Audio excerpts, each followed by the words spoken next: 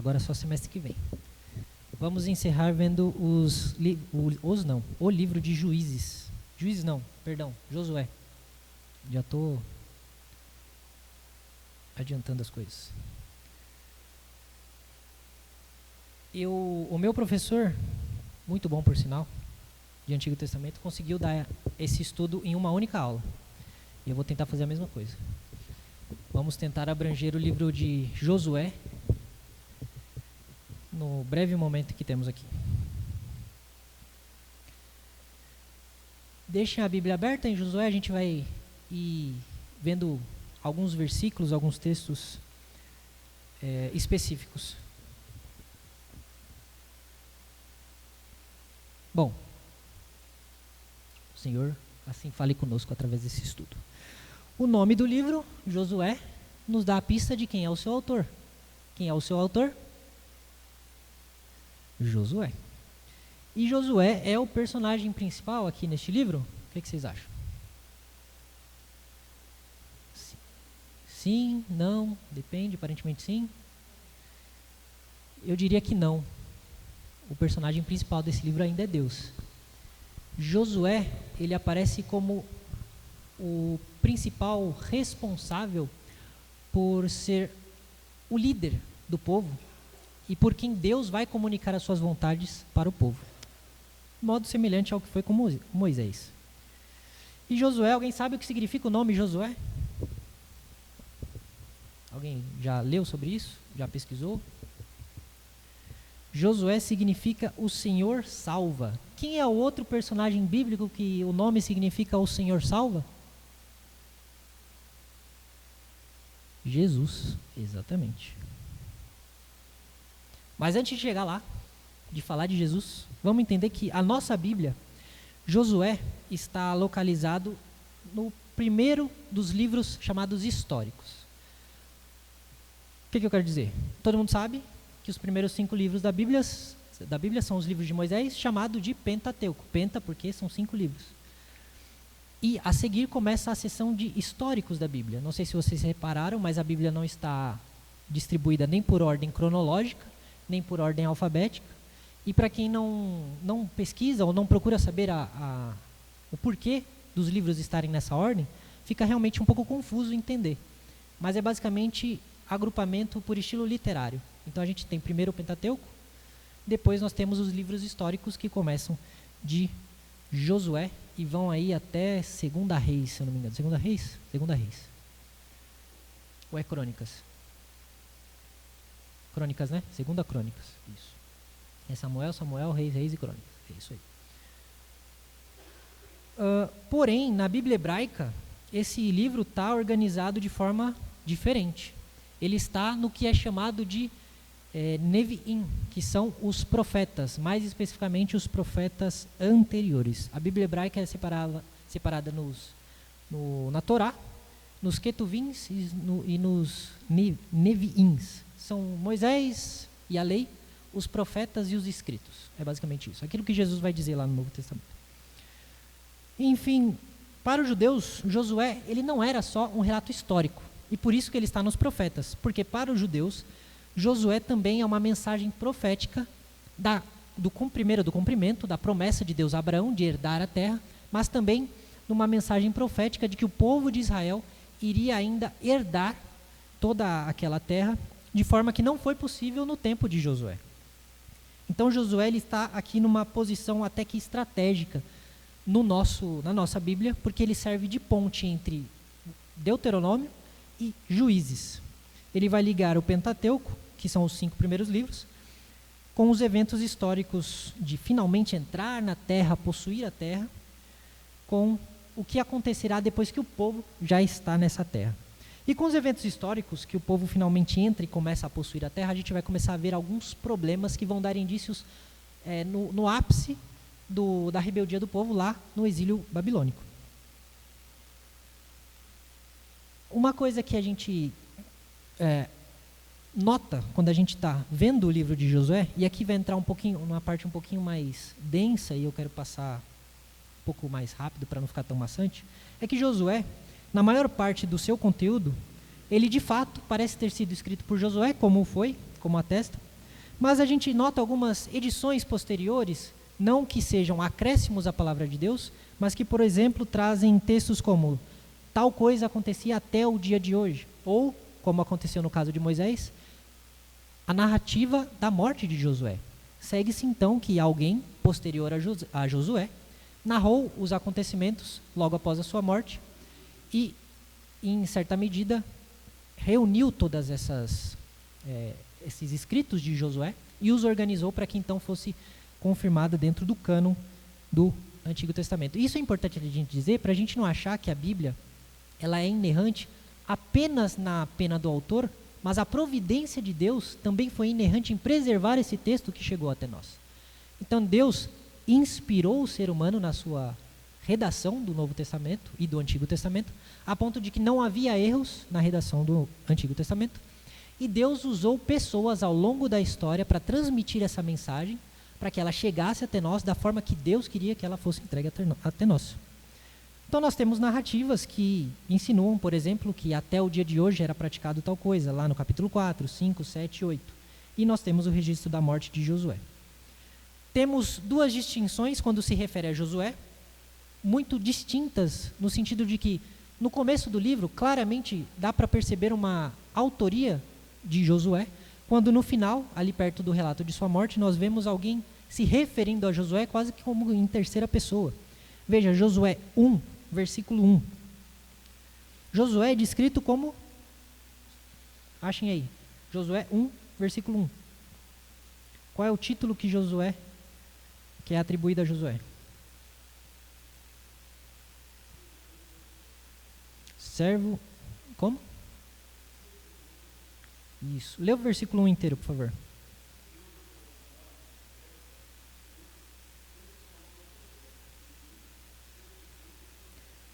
Perfeito. Então nós vemos que Josué é descrito como um servo de Moisés. Depois, em Josué 24, nós vamos ver que ele é descrito como servo do Senhor, assim como foi escrito o próprio Moisés. Vamos lá, Josué, talvez eu confunda mais vezes, tá? Josué 24. Versículo 29.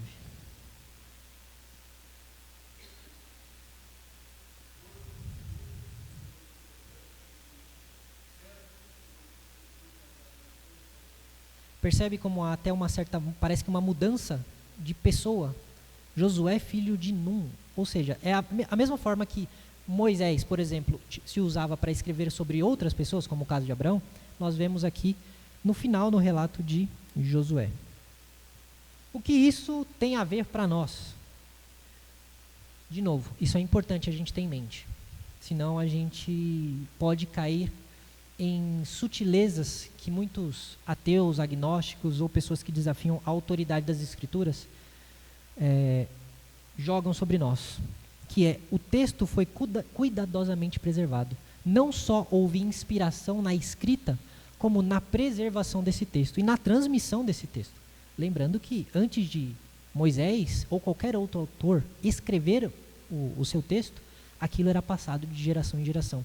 E como a gente tem a certeza que aquilo que foi passado até Moisés foi preservado fielmente?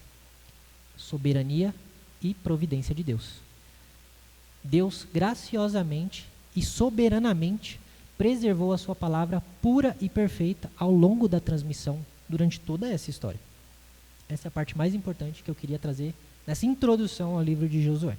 Não significa que a Bíblia tem erros, não significa que a Bíblia não é suficiente, não significa que a Bíblia foi manipulada, mas que ao longo da história da igreja e do povo de Israel, Deus usou homens para escrever, copiar e preservar os escritos, tanto do Antigo quanto do Novo Testamento. Correto? Alguma dúvida até aqui? Nada a acrescentar? Então, beleza. Aí eu queria passar para a estrutura do livro. Se nós vamos falar de Josué por inteiro, vamos falar da estrutura do livro. Os leitores mais atentos vão perceber que os livros da Bíblia, geralmente eles podem ser divididos em temas ou em etapas. Como assim? A gente viu que em Gênesis, o livro de Gênesis pode ser dividido em duas partes principais. A primeira de 1 a 11 e a segunda de 12 a 50. Quem lembra quais são essas divisões aqui que a gente comentou? A primeira divisão fala sobre Ninguém lembra? Oi? A primeira parte de Gênesis. Isso, 1 a 11. Do capítulo 1 a 11 existe uma relação que agrupa todos os capítulos 1 a 11. Algo em comum. Exatamente. Então, isso, do 1 a 11 você vê de forma geral a queda do ser humano e Deus simplesmente narrando aquilo para você. Como aconteceu a queda do ser humano? Em diversas etapas. Primeiro no Éden, depois em Babel, depois no dilúvio para frente. E aí do 12 ao 50 a gente vê uma outra história sendo contada, que é a história de Abraão. Pode perceber, do capítulo 12 até o 50 a gente vai ver toda a história de Abraão e dos patriarcas. O livro de Josué não ocorre diferente. Nós vemos que Deuteronômio termina com a morte de Moisés, certo? Lá em Deuteronômio 34:5 nos é narrada a morte de Moisés. E Deuteronômio, a partir do capítulo 31, nós vemos uma frase que vai ser repetida muito em Josué e que inclusive é adesivo de caminhão. Abram aí Deuteronômio 31, versículo 7. E outra pessoa, alguém abre em 31:7, o outro abre em 31:23. Deuteronômio 31:7. Isso. Chamou Moisés a Josué e lhe disse, na presença de todo o Israel: Se tu forte e corajoso, porque com este povo entrarás na terra que o Senhor, sob juramento, prometeu dar aos teus pais, e tu os farás herdá-la. Notou alguma coisa em comum com o que a gente vê tanto em Josué? Agora, antes de falar, se não notou, vamos ler então quem achou aí Deuteronômio 31:23. Vai ter uma expressão que vai se repetir. Ordenou o Senhor a Josué, filho de Num, e disse: Ser forte e corajoso, porque tu introduzirás os filhos de Israel na terra que sob juramento lhes prometi, e eu serei contigo. Percebe que tem uma frase que o pessoal adora colocar em Instagram, legenda de Instagram, placa de carro, em adesivo de carro, em caderno. Qual que é a frase?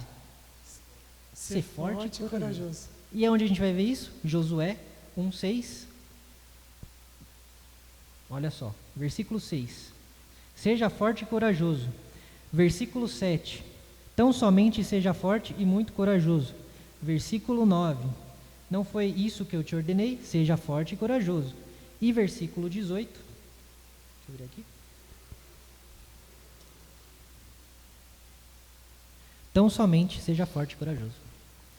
Ou seja, a gente vê uma clara ligação entre Moisés e Josué, aquilo que foi dito de Moisés para Josué e aquilo que é dito de Josué, do Senhor para Josué, aqui no capítulo 1. A gente está vendo uma ligação aí. A história não acabou e começou uma outra. Na verdade, a gente está vendo que a história está continuando em Josué. Juízes vai abrir com a morte de Josué, assim como Deuteronômio terminou com a morte de Moisés. Em Juízes, capítulo 1, versículo 1. O que nós temos lá? Capítulo 1, versículo 1.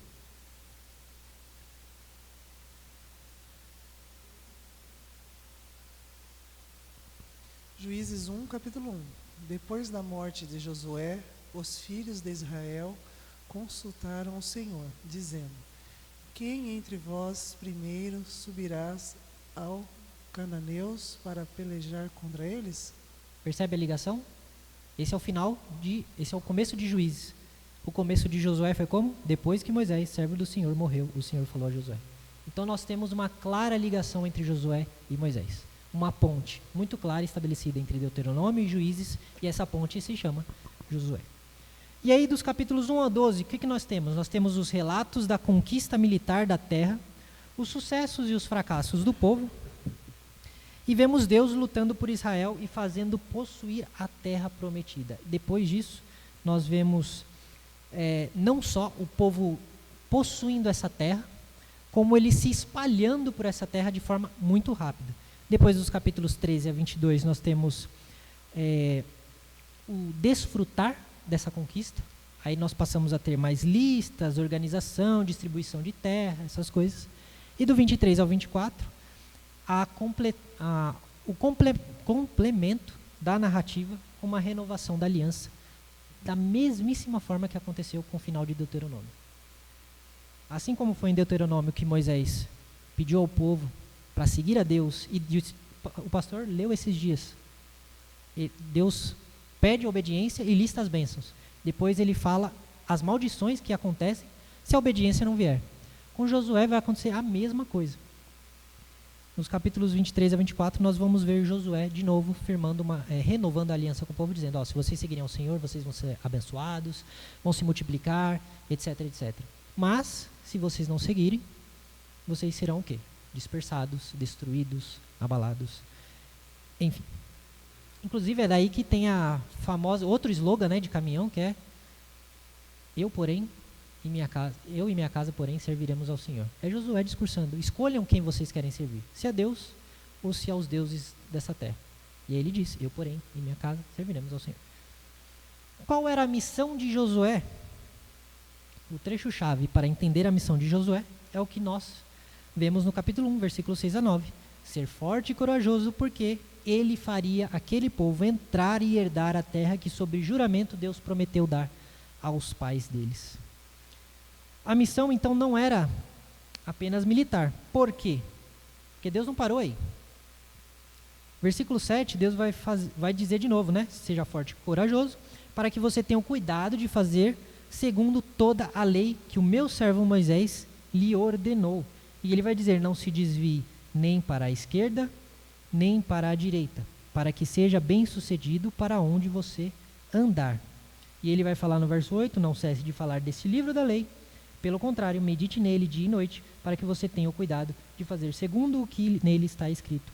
Então você prosperará, será bem sucedido. Então a missão daquelas pessoas, da nova geração que entrar na terra de Canaã e de Josué, era militar sim, mas também era de permanecer na promessa de Deus, de fazer com que o povo permanecesse, mas que ele próprio permanecesse. Como? Meditando na lei do Senhor, sendo forte e corajoso, porque o sucesso dele, toda a campanha de Israel, dependia da fidelidade à aliança com Deus. E ele também diz que Deus estaria com o povo e com o próprio Josué, contanto que eles permanecessem fiéis a tudo o que foi dito. Qual é a missão maior então de Josué? É conquistar a terra? Não. Qual é a missão de Josué?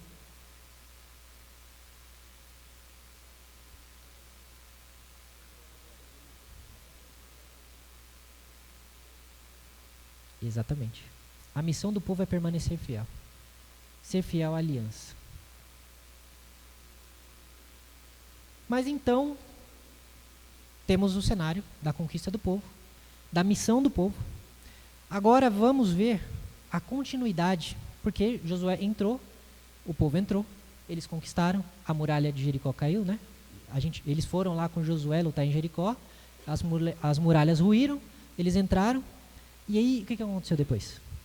E depois que eles dividiram a terra? E agora? Josué capítulo 24.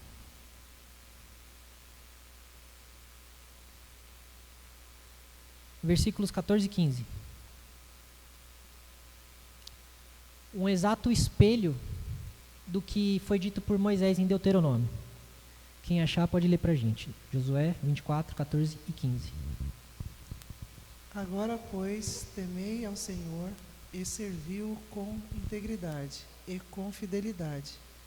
Deitai fora os deuses os quais serviram vossos pais da além do Eufrades e no Egito e serviram ao Senhor. Porém, se vós parece mal servir ao Senhor, escolhei hoje a quem servais, e aos deuses a quem serviram foram vossos pais que estavam da além do Eufrades, ou aos deuses dos amoreus em cuja terra habitais. Eu e a minha casa serviremos ao Senhor. Frase que vira até tatuagem hoje em dia, né? Josué está fazendo o que aqui? A mesma coisa que Moisés fez. Escolham quem vocês vão servir.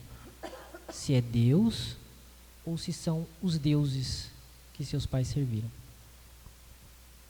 Escolham. Porque a terra está diante de vocês. Deus cumpriu todas as promessas que Ele disse que ia cumprir. Vocês entraram na terra. Vocês estão usufruindo dessa terra. Mas e agora? Vocês permanecerão fiéis a Deus? Ou agora que vocês têm a promessa de Deus, vocês vão viver as suas vidas de qualquer forma? Aqui nós vemos de novo, como eu disse, a ligação entre Josué e Moisés. Depois da morte de Moisés, Josué é comissionado em Deuteronômio 31. Agora, após a morte de Josué, quem é comissionado?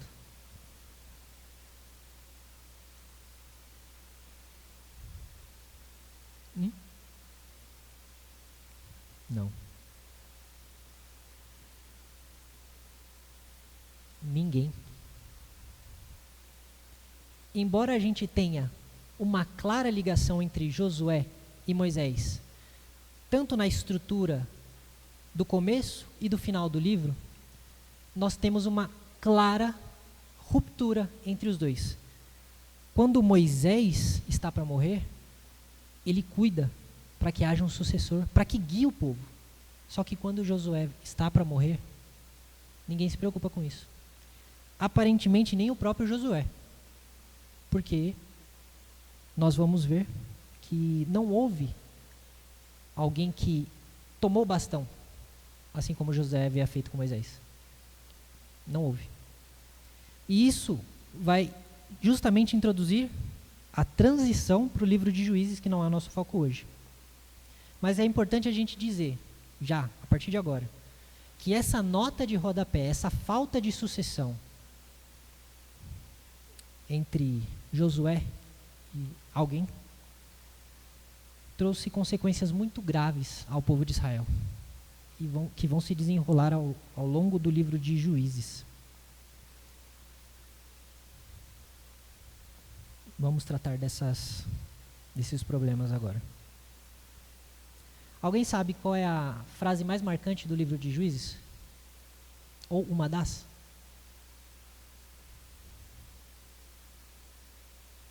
Abram para mim Juízes 17, versículo 6.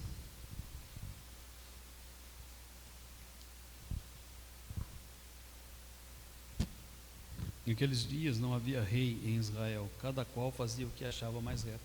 Agora Juízes 18, 1.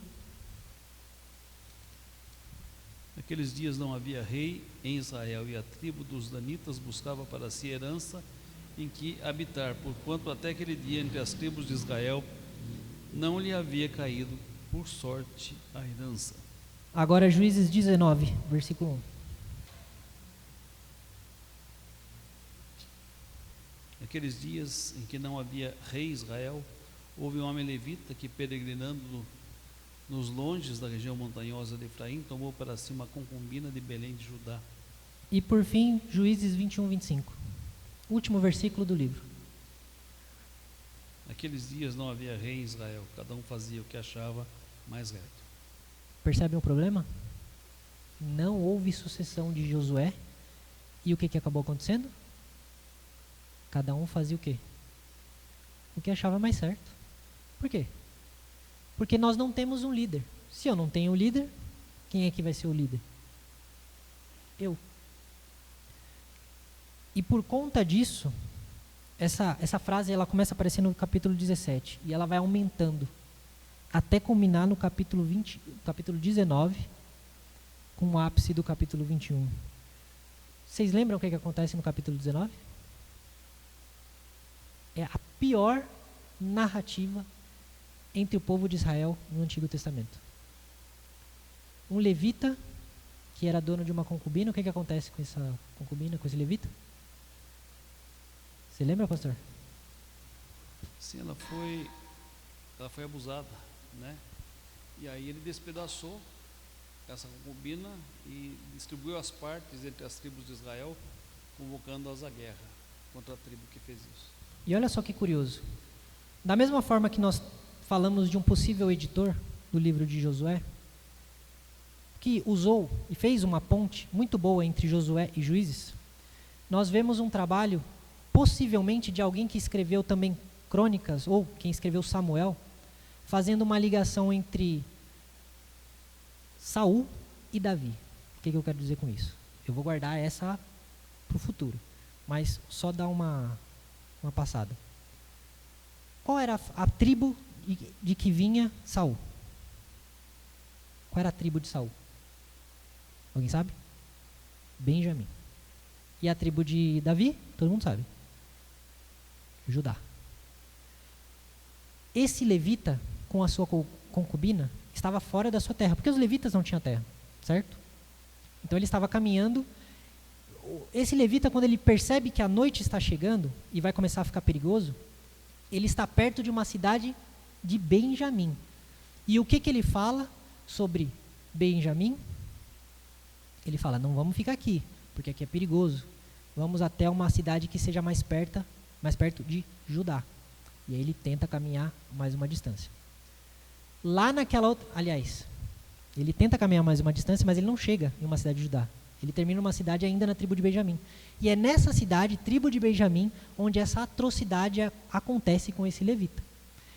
O autor aqui está tentando dar uma palhinha do fracasso que foi o escolhido da tribo de Benjamim, a partir da sua linhagem. Tá? Mas isso a gente vai ver no futuro. Por quê? Aí o pessoal de Judá vai se unir com as outras tribos para vingar esse levita. E aí vai ter uma guerra civil que vai explodir do 19 até o 21 e que vai culminar na frase, naqueles dias não havia rei em Israel. Perceba, rei já está surgindo aqui desde o 17. O foco para um rei já surge em Juízes, porque esse vai ser o assunto que vai ser tratado em Samuel. Então, já essa disputa entre Saul e Davi já começa a aparecer aqui. Percebe? E por que não havia rei em Israel? Esse desastre com a concubina do levita aconteceu e por fim virou o que virou, né? Então, qual é o grande problema dessa sessão aqui que a gente quer tratar?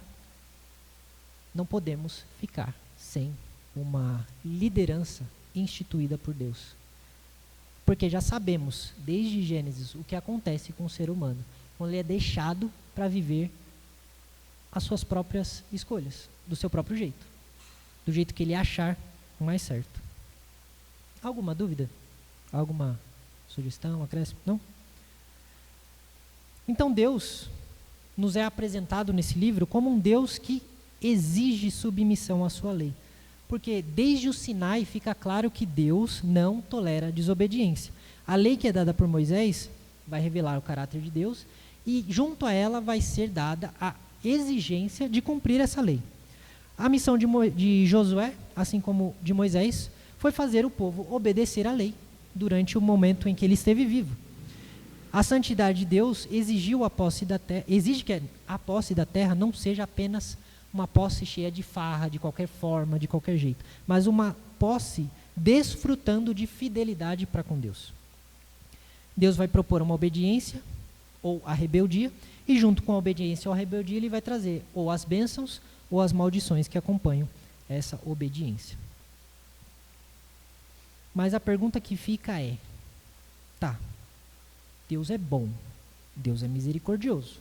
Ele fez promessas não só ao povo, mas como ao próprio Abraão.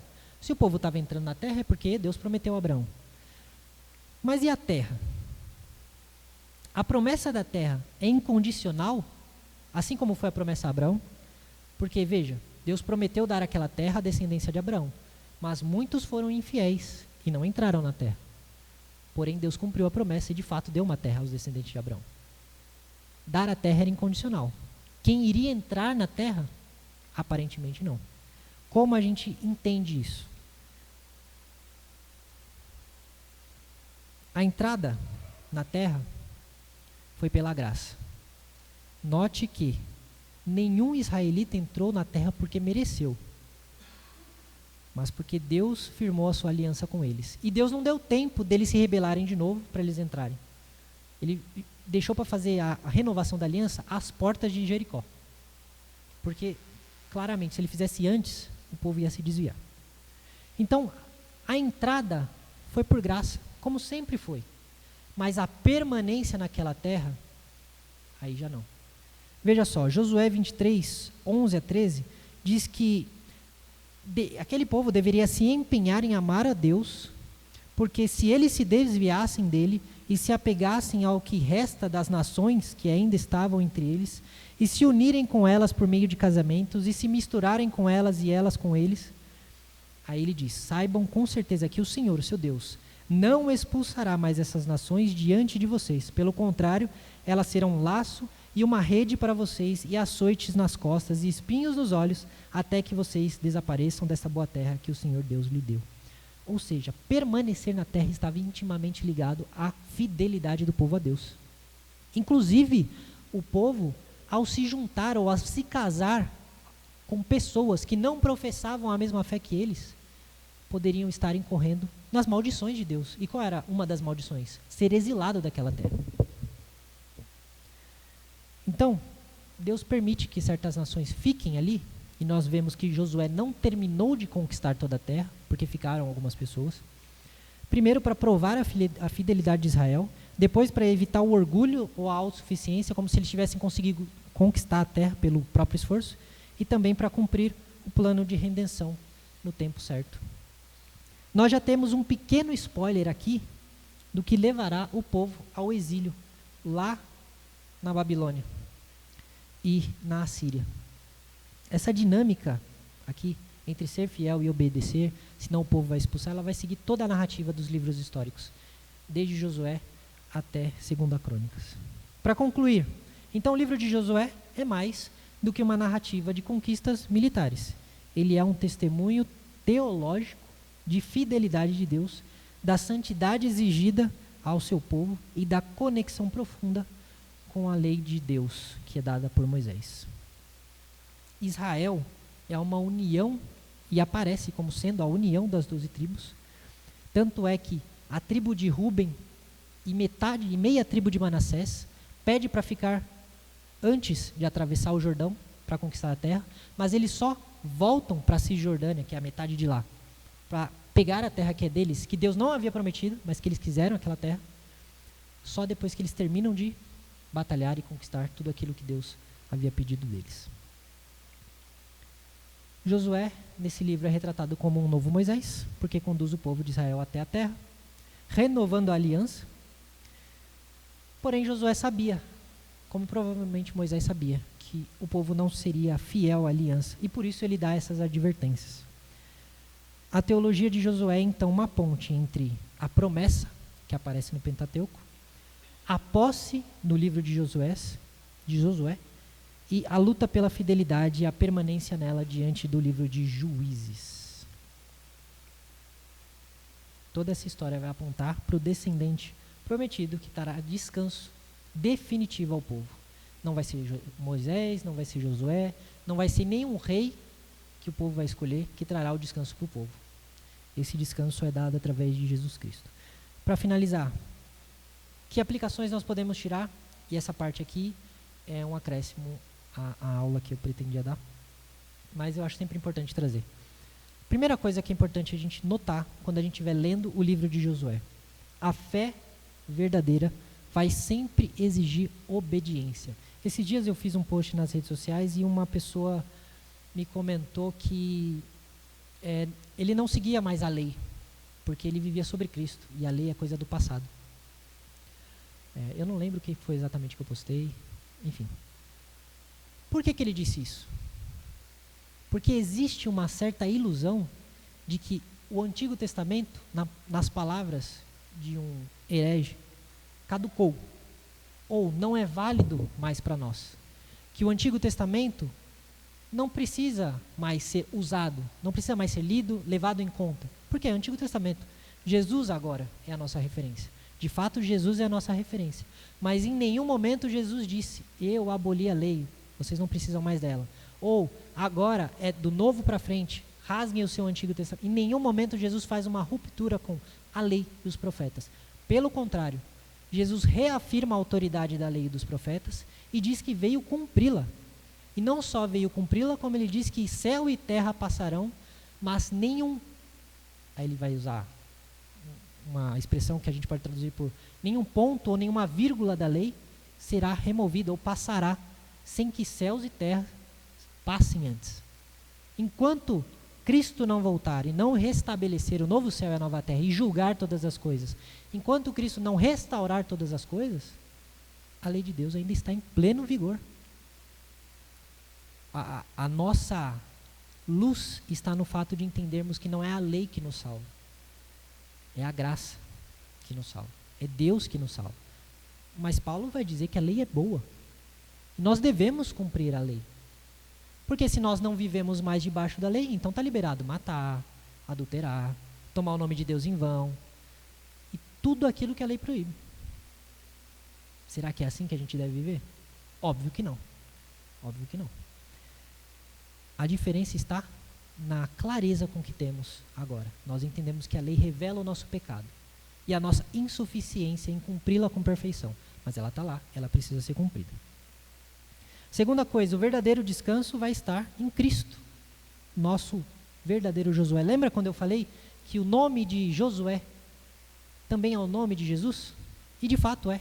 Em hebraico é a mesma palavra, é o mesmo nome para Josué. Só que o de Jesus, ele é a forma latina ou abreviada do nome de Josué. E esse nome significa que Deus salva. O Senhor salva. Em Hebreus 4:8 nós lemos que se Josué tivesse dado descanso, não falaria posteriormente a respeito de outro dia. O que ele está querendo dizer? Que havia um outro que devia ser esperado. Aquele lá de Gênesis 3:15 talvez, que é a maldição de Deus, do proto-evangelho. A serpente pisaria o pé do Messias, mas ele lhe pisaria a cabeça. Essa promessa permanece, porque é Cristo que é o descanso definitivo do povo, não é Moisés nem Josué. Terceiro, a obediência à palavra de Deus é a chave do sucesso espiritual. Meu Deus, eu virei coach agora? Não. O que eu quero dizer com sucesso? O sucesso não é, como dizia aquele lobo do Pica-Pau, casa, mulheres, iates, dinheiro. Não, não é isso. O sucesso é paz com Deus. Aquilo que Paulo vai falar lá em Romanos. Tendo agora, pois, paz com Deus, nós podemos nos achegar até Cristo. Esse é o sucesso. Esse é o verdadeiro sucesso. E a chave para esse sucesso, para ter paz com Deus, é o quê? A obediência. Precisamos de obediência para ter paz com Deus. Quer dizer que a obediência vai nos salvar? Não. Mas a obediência vai nos fazer continuar a ter paz com Deus. Porque Deus vai nos tratar se a gente não tiver com obediência. Se nós insistirmos em não obedecer a Deus, nós teremos tudo menos paz. Até o momento em que a gente, de fato, reconheça que Cristo é nosso Senhor e que nós devemos obediência a dele. Vou acelerar porque está ficando tarde. Quarto, a vida cristã é uma guerra, mas é o Senhor quem luta por nós. A gente pode pensar em diversas lutas, problemas, tribulações que a gente passa pela vida, mas a nossa luta maior, que é contra o pecado, contra as tentações, contra as ideologias e contra as provações, em todas essas lutas, nós temos a certeza de que Deus já nos deu a vitória. Nessas eu posso te garantir que Deus te deu a vitória. Talvez Deus não tenha te dado a vitória com a casa que você queria ter, com o curso que você queria fazer, com a pessoa que você queria casar, mas com certeza Ele te dará a vitória contra o pecado que você lutar, contra a tentação que você enfrentar e contra todo tipo de guerra espiritual que você tiver na sua vida. Essa você pode dizer que a vitória é sua, se você permanece em Cristo. Quinto, a promessa é incondicional, mas a posse é condicional. O que eu quero dizer? Agora eu virei pentecostal, passei de coach para pentecostal. Tomar posse. Não. Deus, ele cumpre a promessa. De fato. Mas nós podemos deixar de experimentar a plenitude da graça de Deus, do favor de Deus, da presença de Deus na nossa vida, se nós formos negligentes. O que eu quero dizer com isso? Quanto mais eu negligenciar os meus deveres como cristão e os meios que Deus deu para eu fortalecer a minha fé, mais crises espirituais eu vou ter, mais possíveis desvios eu vou viver, mais fraca e vacilante vai ser a minha fé, mais pecados eu vou cometer e mais derrotas eu vou sofrer. Não a definitiva se eu for crente de verdade, se eu for santo, eleito e salvo no Senhor. Mas eu sofrerei derrotas. Existe uma figura no livro de John Bunyan, O Peregrino, que chama o cristão vacilante, ou fraco na fé. Eu acho que é o fraco na fé. O cristão fraco na fé é descrito nesse livro como alguém que chega até o destino na cidade celestial, mas ele chega se arrastando, porque ele não tem força na fé dele. Ele não consegue crer no seu Salvador de forma a andar com vigor. Ele não consegue fazer uso daquilo que Deus deu para ele, da oração, do jejum, da leitura da palavra, da comunhão, da ceia. Ele não faz uso devido dessas coisas e vive uma fé capenga. Ele chega no céu, mas ele chega manco. Ele chega no céu, mas ele chega cheio de feridas, cheio de um monte de coisa de... Por quê? Porque ele viveu uma fé fraca. Então, de fato, Deus não abandona, nem permite que nenhum dos seus se perca. Jesus disse isso. Nenhuma ovelha é arrebatada da mão dele. Mas nós podemos chegar lá mais ou menos conservados. Isso vai depender do quanto nós nos dedicamos a observar a lei de Deus e a vontade de Deus nas nossas vidas. Sexto, a unidade da igreja é essencial para avançar na missão. Assim como Israel avançou conquistando como um único povo, a igreja avança no reino de Deus como um único povo. Não podemos pensar ou agir como se fosse natural ter divisões no nosso meio. Preze sempre pela união da igreja. Seja unido. E eu não digo ser unido apenas com presbiterianos. Seja unido com cristãos de verdade. Não precisa ser unido com seita, tá? A gente sabe que tem certas igrejas que não são igrejas cristãs. Mas tem igrejas que pensam diferente de nós, que são igrejas. E está tudo bem. No céu a gente se encontra e Jesus vai falar que a gente estava certo e eles não. E vai dar tudo certo. Até lá, não precisa brigar, né? Sétimo, Deus é a fiel aliança tanto para abençoar quanto para julgar. A aliança de Deus não se constitui apenas em bênçãos. Ela também tem juízo para quem descumpre. Então, não brinque com a paciência de Deus, porque de fato Ele é paciente. Mas o dia que a paciência dele acabar e a gente não sabe quando esse dia vai chegar, Ele vai cobrar de nós tudo aquilo que nós temos feito. Oitavo, o pecado pessoal afeta toda a comunidade. Nenhum pecado nosso pode ser um pecado que afetará apenas a nossa vida. O que eu quero dizer? Eu não trouxe aqui o exemplo de Acã, mas ele é um bom exemplo, quem quiser pesquisar depois, pode ver.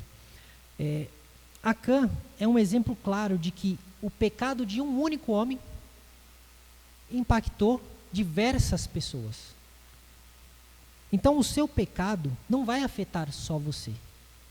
Talvez não afete a igreja presbiteriana do Brasil, mas certamente ou possivelmente vai afetar o seu lar. Pessoas que confiam em você, pessoas que gostam de você. Pode ser que afete o seu casamento, o seu namoro. Pode ser que afete a sua família. Pecados nunca saem barato. Todo pecado custa caro. E é preciso que a gente tenha isso em mente. Muitas derrotas que o povo sofreu no livro de Josué foi por conta do pecado de uma pessoa. Deus mandava dizer, não pegue o ouro dessa gente, nem o gado, mate tudo. O que ele fazia? Ia lá e pegava. E o que acontecia? Não vencia. Israel não vencia, as pessoas morriam por causa da desobediência. Nono, a liderança piedosa faz a diferença duradoura. Perceberam a diferença que faz da transição entre Deuteronômio e Josué e de Josué para Juízes? O problema que se tornou não ter não é um descendente, mas que palavra agora me fugiu, um sucessor para Josué. Pastores, presbíteros, pais, discipuladores, professores, nós temos como responsabilidade, como instrumento de Deus, que guiar o povo, tanto através do exemplo, quanto através do ensino. Mas o povo tem a responsabilidade, e creio eu ser essa a melhor forma, de eleger no seu meio representantes aptos para essas funções. Por que muitas igrejas são destruídas? Porque a sua liderança não presta. A gente tem um caso recente, o mais recente é a da We Are Reino, que o pastor lançou um livro com Pablo Marçal, e eu espero que todo cristão se lembre do Pablo Marçal, caso ele queira se candidatar novamente, onde ele escreveu um livro chamado A Bíblia que Você Não Leu, dizendo que a Bíblia contém erros, que a Bíblia não é suficiente, que o que é suficiente na Bíblia são as mensagens de amor de Jesus Cristo, mas todo o resto é dispensável, porque nem tudo que está na Bíblia é a palavra de Deus, porque a Bíblia contém a palavra de Deus, ela não é a palavra de Deus. Eu espero que todos se lembrem disso. Pessoas como eles, que são famosas no meio cristão, que todo mundo adora, estão falando esse tipo de coisa, da lei perfeita de Deus, da Sagrada Escritura. E a gente não leva isso a sério. Sorri e acha até graça. Esse é o reflexo de pessoas que não sabem escolher para si líderes e que escolhem o mais carismático, o mais popular, aquele que traz as promessas mais bonitas. Então isso é muito importante. Vamos tomar cuidado com as pessoas com que nós colocamos para ocupar os nossos púlpitos e as lideranças das nossas igrejas. E por último, escolha hoje a quem você quer servir. Josué disse que ele e a casa dele serviriam ao Senhor. Até porque naquela época, se o pai da família falasse, eu e vocês vamos servir, ai dos filhos e das mulheres se dissessem não. Então ele serviu. Hoje a gente sabe que a rebeldia é um pouco maior, tanto da parte dos homens quanto das mulheres. Então não é tão fácil dizer assim. Mas ainda cabe a responsabilidade de nós decidirmos quem nós vamos servir. Deus ou o dinheiro? Deus ou os prazeres da juventude? Deus ou curtidas, ideologias, partidos políticos? O que você escolher, trabalho, família, qualquer coisa vira ídolo, gente. Qualquer coisa. Seu casamento pode virar um ídolo. Quem você vai servir? A aliança com Deus exige exclusividade. E o tempo de escolher é agora, sempre. Você nunca sabe quando você vai cair morto. Então escolha a quem você vai servir hoje. Certo? Amém.